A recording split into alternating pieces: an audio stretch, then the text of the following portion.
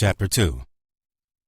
As the team squats on the top of the mountain attached precariously, it sees on the frozen summit a small figure in orange robes, walking briskly along the valley floor, stepping calmly and efficiently, moving flora and fauna out of its way with the end of a long staff in ever-moving circles. Eden 12 is the first to spot the movement and calls it in. Eden 1. Eden 12 reporting life signs on the valley floor at EMD, reading 324233. Awaiting orders, over. Eden 12, intercept the life form and capture alive. I repeat, capture alive. Eden 12 is the best close combat exponent in the team, and he has the highest chance of capturing the life form given his DNA.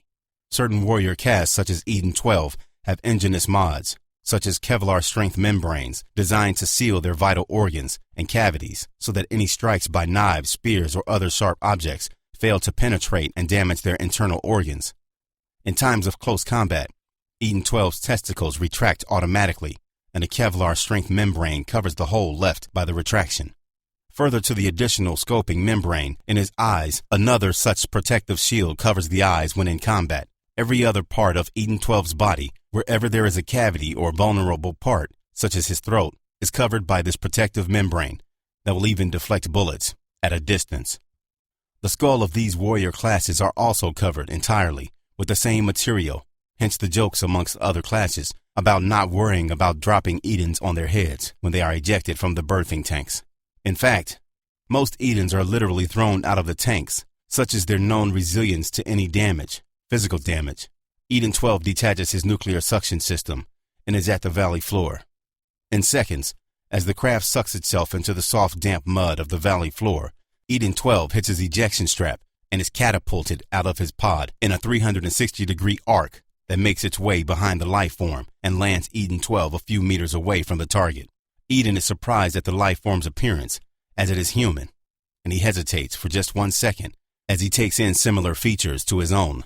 A perfectly round face with no hair, just a shiny head, no expression, and no element of surprise or shock on the face. Eden 12 looks down on his subject, who is at least 1 meter shorter.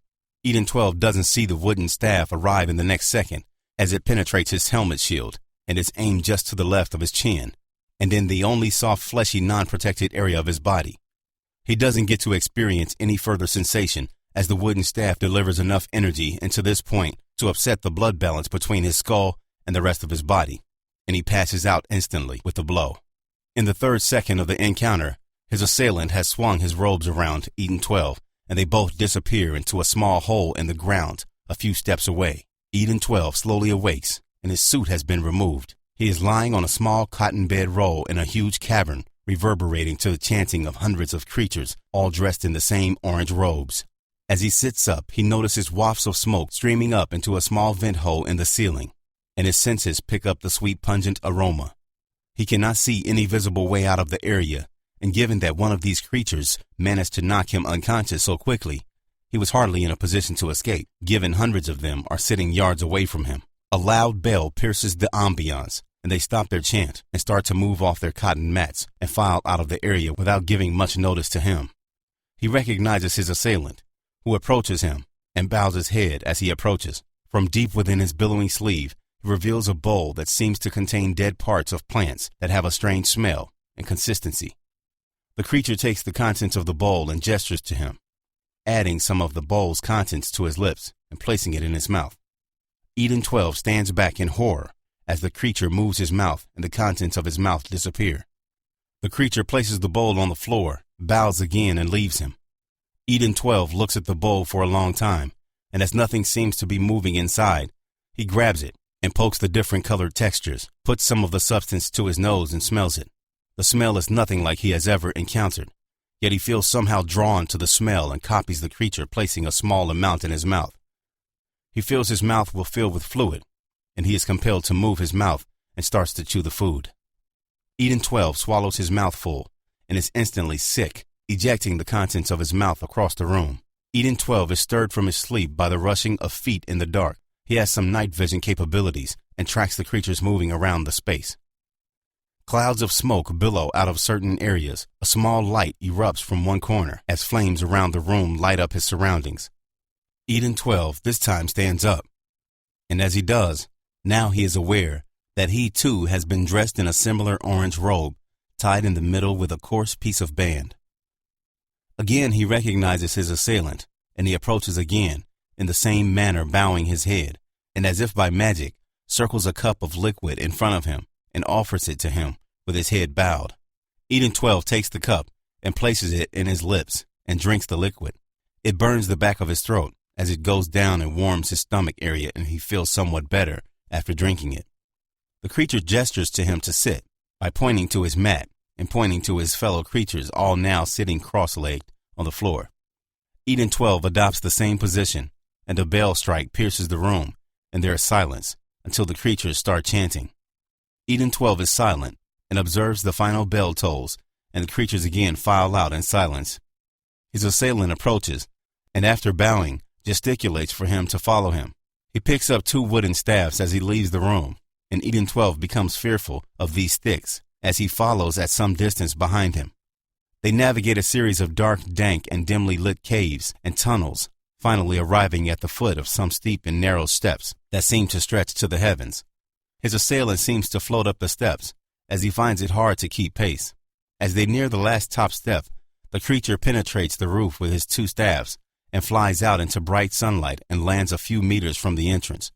Eden 12 squints until his protective membrane in his eye cancels out the bright light, and he stands shakily staring at his surroundings. Is his life to end here, he thinks? The creature throws him one of the wooden staffs, and Eden 12 catches it, feeling the smooth and cool surface as it slides through his grip until he grips tighter, and it stops its movement. He briefly catches the creature's staff as it glances off his skull, and he instinctively reacts with a squat and a roll. But as he regains all sense of his balance and composure, his adversary is behind him, and he feels another blow directly across his back that sends him forward and into a flying position. As Eden 12 flies across the lush green vegetation, he sees a huge bird flying and dipping into the valley below. He expects this to be his final vision, with his execution very imminent, as he cannot even begin to track or stop his attacker, as he seems to be moving and operating in a different time and place, and even before Eden 12 can react, he has moved like some smirking time traveler, ready to strike him again. Eden 12 just lands and stays there, expecting to be killed with the next blow. But all he hears is a creature piercing the air with its cries, and he gets to his feet, looks around, and his attacker has gone.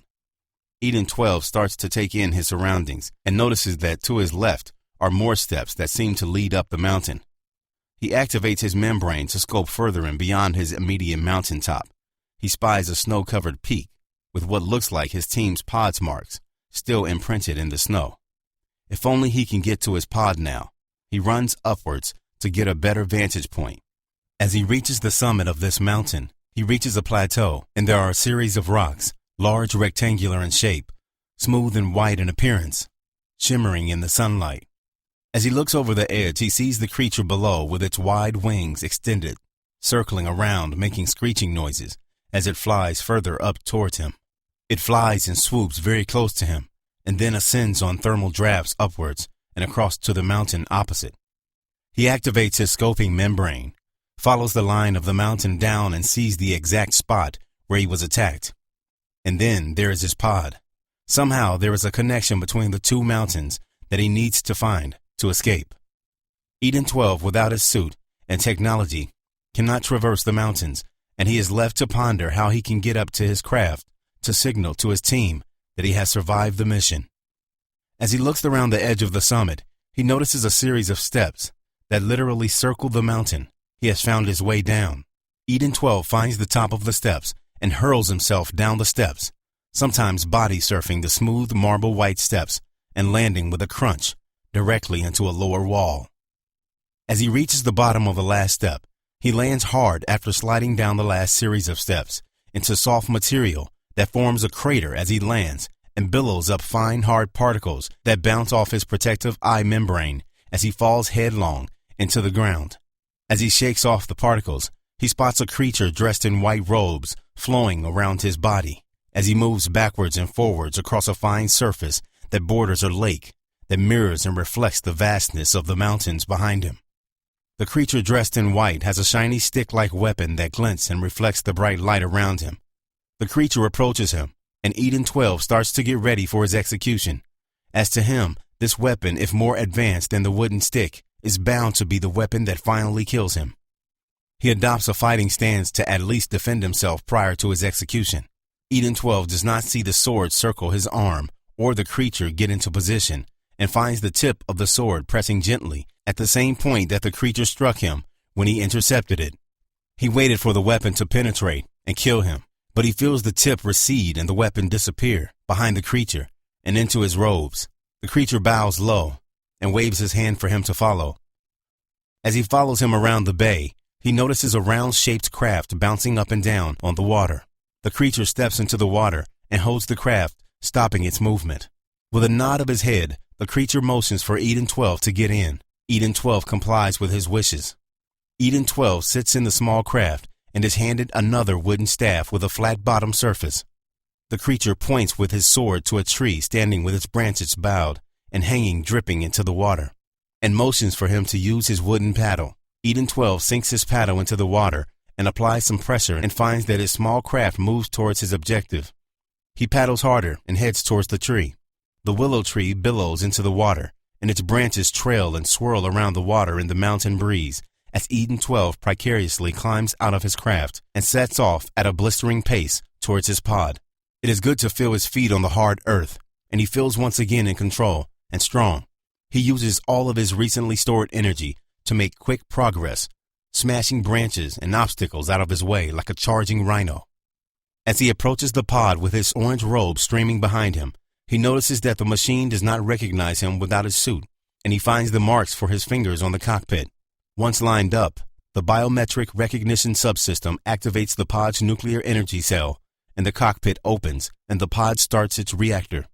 Eden 12 jumps into the pod in one leap and settles into the pod as he engages thrust and searches for a short runway to take off. His communication light flickers. He has been picked up by his commander. Eden 12 settles for the route he came through and picks his way through the forest back to the lake. On the shoreline, he guns the pod across the water and achieves lift and takes off, heading vertically towards the cloud cover. As he is thrust back into his seat, his commander's image appears on the pod dashboard, and he asks Eden 12 to report in. "Sir, I have managed to escape from my captors, and my suggested ETA back at HQ is 20 clicks. Unfortunately, my suit was taken, and most of my functionality has been removed. Can I request a replacement on arrival? Please, sir." His commander smiles and welcomes Eden 12 back. "Eden 12, report to the debriefing room as soon as you engage your pod at HQ, and I will arrange for a replacement suit to be sent there for you." "Well done, Eden 12. "Thank you, sir." Eden 12 stares at the panel as his commander's face disappears, going over and over his experiences in the cave, ready for his debriefing, trying to remember every strange detail of his capture. He looks down at his orange robes and the tears and rips all over the cloth from the race through the forest. The material still emits a smell of the incense that the creatures burned. This helps him recall other moments as he was drifting out of consciousness, and he sinks into a deep contemplation. His pod signals that he is in range of HQ and starts to auto-descend. As he breaks the cloud cover, he is struck by the gray and black surface of the planet with its tangible, phosphorescent hue that circles the globe in stark contrast to the world he has just returned from, with its lush green vegetation and ice-clean mountain lake. He observed the entry point into the HQ and takes over manual control as the pod speeds into the ground and he docks the craft. As he gets out of the pod, workers stare at the sight of his orange-colored robes as he briskly walks down the runway towards the debriefing room. He finds a strange uniqueness about his presence in the HQ, as if he is a ghost. No security has picked him up due to not having his suit on, as he notices the red security lights remaining static, and they have not detected him. As he enters the room, his commander and Eden 2, 3, and 4 are sat around the huge circle space that is used for strategy meetings. Eden 1 notes his attire and asks him to sit down and quickly bring them up to speed on the enemy position. As Eden 12 replies, the circle space is brought to life with the visual of Eden 12 as he descended towards the valley floor. "Sir, I was captured and overwhelmed by a superior enemy who utilized or carried no weaponry or with any visible defense mechanisms other than sticks." Eden 12 continues without a pause. "However, sir, I was unharmed from the very start and only knocked unconscious by my attacker. When I came to, I was looked after very well, and no use of torture prevailed." Eden 1 looks quizzically at him. Are you saying, Eden 12, that the enemy was superior to any fighter we have? They did not do you no harm and let you go? Sir, when I was taken from deep within the mountain back into the forest, I was again challenged by the same monk that captured me, and I was expecting this to be my execution, as there was absolutely no way I could defend myself or inflict any harm on this monk. Eden 12, did the fighters have any visible means of leaving their location? No, sirs. They are entirely sustained by their environment above the clouds, and it seemed like they do not go any further than the cloud cover. As the commanders reviewed the last footage of Eden 12 being knocked unconscious by his attacker and analyzed the way that Eden 12 is dragged into a small hole in the forest floor, Eden 1 points to his suit hung up in the corner of the room. Your suit, Eden 12. Please put it on straight away and report to the medical lab for analysis. Thank you, sir. Eden 12 grabs his suit and makes his way towards the lab. As Eden 12 walks into the lab and heads for a changing cubicle, he spies the red lights flicker as they start to track his suit. As soon as he puts on his suit, it goes to work monitoring his vital functions, and the information has been passed to a technician before he has even climbed onto the monitoring table. The table itself is suspended in mid-air via gravity fields and can be used for 360-degree operations by equipment that hovers and circles around the body, all activated by technicians who merely monitor the equipment, as all the decisions are guided by the operating system's computer. As he lies there, suspended, the robots around him inject nanobots into his body tissue, and they quickly go to work repairing his damaged muscle and skin cells. His overall health and organ functionality is checked, and any deficiency is repatriated via the connecting tubes to his body that resupplies essential nutrients for his body to function at its maximum capacity. As Eden 12 lies on the table, he thinks of the people he left behind and how different their world was to his. Yet they had a superiority that he could not quite fathom.